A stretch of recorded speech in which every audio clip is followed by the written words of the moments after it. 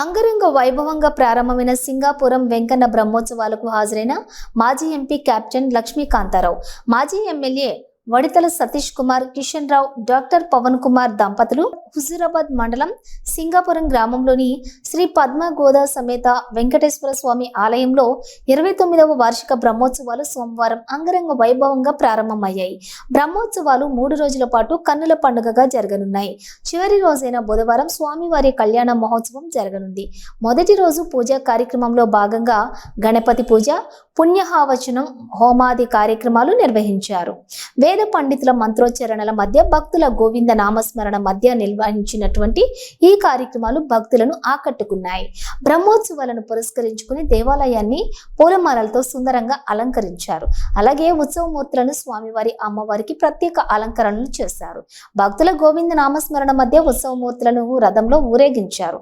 బుధవారం ఉదయం జరిగే కళ్యాణోత్సవ కార్యక్రమానికి భక్తులకు ఎలాంటి ఇబ్బందులు కలగకుండా ప్రత్యేక ఏర్పాట్లు చేస్తున్నామని ఆలయ కార్యదర్శి, మాజీ శాసనసభ్యులు వడితల సతీష్ కుమార్ తెలిపారు. కళ్యాణానికి ముందు పూర్ణాహుతి కార్యక్రమం ఉంటుందని ఆయన తెలిపారు. భక్తులు అధిక సంఖ్యలో పాల్గొని స్వామివారి కృపకు పాత్రులు కావాలని ఆయన కోరారు.